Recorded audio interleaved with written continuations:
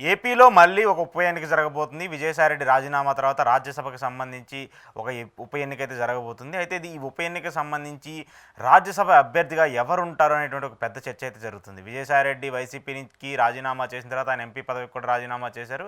ఇదే నేపథ్యంలో ఈ పదవి కోసం చాలామంది ఆశావాహులు అయితే ఎదురు చూస్తున్నారు. అటు బీజేపీ నుంచి టీడీపీ నుంచి ఎక్కువగా పోటీ ఉన్నటువంటి నేపథ్యంలో ఈ స్థానాన్ని బీజేపీకి వదిలేయాలని చెప్పేసి టీడీపీ కూడా అనుకున్నట్టు తెలుస్తుంది. ఎందుకంటే బీజేపీ పార్టీకి రాజ్యసభలో సరైన బలం లేనటువంటి నేపథ్యంలో రాజ్యసభలో బలం పెంచుకునేందుకు విశ్వ ప్రయత్నాలు చేస్తుంది బీజేపీ పార్టీ. ఇదే నేపథ్యంలో మళ్ళీ అదే స్థానానికి రాజ్యసభ నుంచి విజయసాయిరెడ్డినే తీసుకుంటారు బీజేపీలో కంటూ కూడా ఒక పెద్ద ఎత్తున చర్చ జరుగుతుంది. నిజంగానే అలాంటి పరిణామాలు ఉంటాయనేది కూడా ఇప్పుడు ఆసక్తికరంగా మారుతుంది. ఎందుకంటే బీజేపీని టీడీపీని జనసేన కూటమిని వ్యతిరేకించినటువంటి విజయసాయిరెడ్డి మళ్ళీ బీజేపీ పార్టీలోకి వెళ్తారనేటువంటి ఒక పెద్ద ఎత్తున చర్చ కూడా జరుగుతుంది. సో విజయసాయిరెడ్డి రాజ్యసభకు సంబంధించి ఆయన రాజీనామా చేశారు. 3 నెలలు దాదాపు 3 నెలలు 4 నెలలు అవుతుంది రాజీనామా చేసి.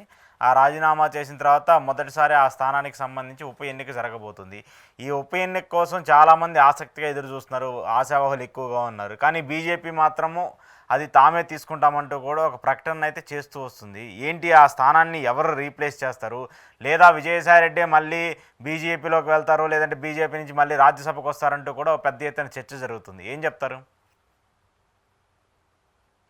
విజయసాయిరెడ్డి గారి చుట్టూ నడుస్తున్నటువంటి ఎపిసోడ్ ఏదైతే ఉందో, ఒకటి విజయసాయిరెడ్డి గారి ఖాళీ కారణంగా రాజీనామా చేసిన ఖాళీ కారణంగా ఏర్పడే రాజ్యసభ సీటు ఫిలప్ కావడం అనేది కొన్ని ఊహాగానాలకు తెర దించితే మరికొన్ని ఊహాగానాలకు తెరలేసినట్టు ఓకే జరిగే పరిణామాలు బట్టి రెండు జరుగుతాయి. ఊహాగానాలకు కొన్ని ముగింపు పలుకుతాయి, కొన్ని కొత్త ఊహాగానాలు స్టార్ట్ అవుతాయి. మొట్టమొదటి అంశం ఏంటంటే, ఇది ఎవరికి ఇస్తారు? ఈరోజు కూటమి అభ్యర్థులే గెలుస్తారు. ఎందుకంటే వైనాట్ 164 అసెంబ్లీ సీట్ ఉన్నాయి. వైసీపీ పోటీ చేసే పరిస్థితి కూడా లేదు కాబట్టి ఆటోమేటిక్ గా కూటమికి వస్తుంది. కూటమి నుంచి ఖాళీ అవుతున్న సీట్లో కూటమి నుంచి బీజేపీకి ఇస్తారా, జనసేన పెట్టుకుంటుందా, తెలుగుదేశం పోటీ చేస్తుందని క్రూషియల్. ఇక్కడ తెలుగుదేశం పార్టీ పోటీ చేసింది అనుకోండి, పెద్ద చర్చ జరగదు. కానీ బీజేపీ అభ్యర్థికి ఇచ్చేస్తే విజయసాయిరెడ్డి అవుతారా, రెండో ప్రశ్న. బీజేపీకి కానీ ఇది ఇస్తే కొత్త చర్చకి స్టార్ట్ అవుతుంది. అదేంటంటే విజయసాయిరెడ్డి గారితో రాజీనామా చేయించింది బీజేపీనే అనే చర్చ వస్తుంది. ఎందుకంటే బీజేపీకి ఆంధ్రప్రదేశ్ లో ఉన్న సభ్యులు బహుశా 8 మంది, ఒక మిత్రధర్మరీత్యా ఆల్రెడీ ఒక సీట్ ఇచ్చేసినారు. అది ఎవరికి ఎట్లా ఇచ్చినారు? వైఎస్ఆర్ కాంగ్రెస్ పార్టీలో ఉన్న కృష్ణయ్య గారిని రాజీనామా చేయించి అదే సీట్ ఆయనకి ఇచ్చినారు. దాంతో ఏమైంది, బీజేపీలో రాజీనామా చేయించి ఇది ఇచ్చారని చర్చ వచ్చింది. ఇప్పుడు మళ్ళీ బీజేపీకి ఇస్తే బీజేపీ విజయసాయిరెడ్డి గారితో రాజీనామా చేయించిందన్న అభిప్రాయం బలం చేకూరుస్తుంది. బీజేపీకి ఇస్తే, తెలుగుదేశంకి ఇస్తే ఆ చర్చ రాదు. ఆ రకంగా ఈ సీటు కానీ బీజేపీకి మిత్రపక్షాల భాగంగా ఇస్తే ఆయనతో వాళ్ళు రాజీనామా చేయించారనే ప్రచారానికి ఇచ్చి కొత్త రాజకీయం స్టార్ట్ అవుతుంది. కొత్త ఊహాగానాలు వస్తుంది, ఇంకేం జరగబోతుంది. ఇది కొత్త ఊహలు తెరలేపుతుంది. ఒక ఊహ అయితే ముగిస్తుంది. విజయసాయిరెడ్డి గారు బీజేపీలోకి పోతారా, రాజకీయాల్లోకి ఉంటారా, లేదా తెలుగుదేశం పోతారా, జనసేనకి పోతారా, ఏమవుతారు, ఇట్లాంటి చర్చ ఒకటి నడుస్తాను. ఇప్పుడు విజయసాయిరెడ్డి బీజేపీ తీసుకుంటుందో ఎవరు తీసుకుంటారా, కూటమి వాళ్ళు పక్కన పెడదాం. ఎవరు తీసినా విజయసాయిరెడ్డికి సీట్ అంటూ రాకపోయింది అనుకుందాం. అంటే విజయసాయిరెడ్డి చుట్టూ నడుస్తున్న ఊహాగానాలన్నీ ఊహాలే అని ముగిసిపోతుంది. ఒక ఎపిసోడ్. అదే విజయసాయిరెడ్డికి కానీ సీట్ వచ్చింది అనుకోండి బీజేపీ తరఫున, బీజేపీ తీసుకొని బీజేపీ తరఫున ఇస్తే కొత్త రాజకీయం మళ్ళీ మొదలవుతుంది. అదేంటంటే విజయసాయిరెడ్డితో రాజీనామా చేయించడమే కాదు, వైసీపీ నుంచి ఏమైనా తీసుకుంటున్నారా, కొంతమందిని డిస్టర్బ్ చేస్తున్నారా, లేకపోతే లేదా ఈ అవగాహన భాగం పంపిస్తున్నారా, ఇట్లాంటి చర్చ కొత్త వస్తుంది.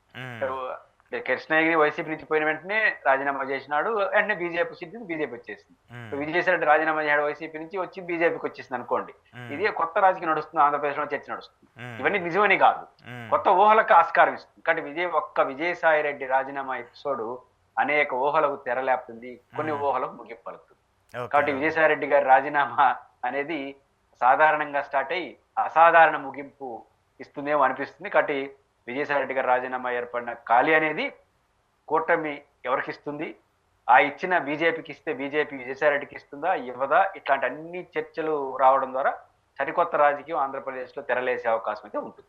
అయితే ఇక్కడ ఒక పాయింట్ ఏంటంటే, సరే ఇప్పుడు మామూలుగా టీడీపీ తీసుకుంటేనో జనసేన తీసుకుంటేనో దానికి సంబంధించి ఆశావాహుల గురించి వాళ్ళ పేర్లు ఇప్పటికే బయటకు వచ్చేసాయి వాళ్ళు. ఎందుకంటే టీడీపీలో చాలా పెద్ద లిస్టే ఉంది దీనికి సంబంధించి, రాజ్యసభకు వెళ్ళాలని చెప్పేసి చాలామంది పెద్ద ఎత్తున ఆశతో ఎదురు చూస్తున్నారు. కానీ సరే బీజేపీయే తీసుకుంటే ఒకవేళ నిజంగా విజయసాయి రెడ్డి వస్తారా లేదంటే మరొకరు వస్తారా అనేది పక్కన పెడితే బీజేపీ తీసుకుంటే మాత్రము అక్కడ విజయసాయి రెడ్డికి సంబంధించి నేను అసలు రాజకీయాలకే దూరంగా ఉంటాను, రాజకీయాలకు సంబంధించి నేను మాట్లాడను అని చెప్పేసి ఆయన చెప్పినటువంటి వ్యక్తి ఇటీవల మళ్ళీ రాజకీయాలకు సంబంధించిన వ్యవహారాల మీద మాట్లాడటము, ఇంట్రెస్ట్ చూపటము, మోదీని అమిత్ షాని పొగుడుతూ ఆయన చేసేటువంటి వ్యాఖ్యలు, ఇటీవల ఉపరాష్ట్రపతి గారు వస్తే ఆయనతో పాటు ఉన్నటువంటి ఎంపీల కంటే ఆయనకి ఎక్కువ ప్రియారిటీ ఇస్తూ ఆయనతో ముచ్చటించడం, ఇవన్నీ చూస్తుంటే రాజకీయంగా నేను ఉండనని చెప్తూనే మళ్ళీ రాజకీయాలకు దగ్గరకు అవుతున్నట్టు కనిపించట్లేదా? విజయసాయి రెడ్డి గారు రాజకీయాలను వదిలేశానడం పెద్ద రాజకీయం కాబట్టి అది రాజకీయ వదిలేయలేదు. దానికి అనేక ఎపిసోడ్లు మనకు కనిపిస్తున్నాయి. ఉదాహరణకు మీరు అన్నట్టు ఇప్పుడు జరిగిన ఎపిసోడ్ ఈ మధ్య నిన్న కర్ణాటక ఒక ఎంపీకి బర్త్డే విషయం చెప్పాడు. అది బహుశా బీజేపీ అనుకుంటాను నాకు తెలిసినంత వరకు, లేదా బీజేపీ ఆయన రాజీనామా చేసిన వెంటనే తొలి ప్రకటన ఇంకా రాజకీయాల్లో ఉండడం అనిపించింది మనం. కానీ మళ్ళీ ప్రకటన మళ్ళీ అడుగులు అన్ని కూడా రాజకీయాల వైపు నడుస్తాయి. ఉండడాన్ని నేను తప్పట్ను, కానీ విజయసాయి రెడ్డి గారు రాజకీయాలకు దూరం అవుతారని అనుకోను, నేను ఉంటారని అనుకుంటున్నాను. దానికంటే ఇది ముగింపు క్లారిటీ వచ్చేస్తుంది. విజయసాయి రెడ్డి గారికి ఎవరు సీటీ లేదనుకోండి మళ్ళీ కూడా రాజకీయాల్లో పరోక్షంగా ఉంటాడు అనుకుంటాం. కానీ బీజేపీ తరపున కానీ విజయసాయి రెడ్డి ఎంపీ అయితే ఎవరి తరపున అయినా కొత్త కొత్త ఊహలన్నీ వచ్చేస్తాయి. కాబట్టి విజయసాయి రెడ్డి గారు రాజకీయాల్లో ఉన్నాడు, ఏ రాజకీయాలు ఉంటాడు, ఏ రాజకీయాలు చేస్తాడా చేయిస్తారా, ఆయన చేయగలడా లేదా ఆయనతో చేయిస్తారా తెలియదు. మొత్తం మీద విజయసాయి రెడ్డి గారి చుట్టూ రాజకీయం అయితే ఇంకా కొంతకాలం నడుస్తుంది. రాజ్యసభ ఎన్నికల అనౌన్స్మెంట్ అంటే మీన్స్ అభ్యర్థి ప్రకటనలో ద్వారా కొత్త మలుపు తిరుగుతుందా, ముగింపు పలికిపోతుందా అనేది కూడా తెలియదు. ఓకే.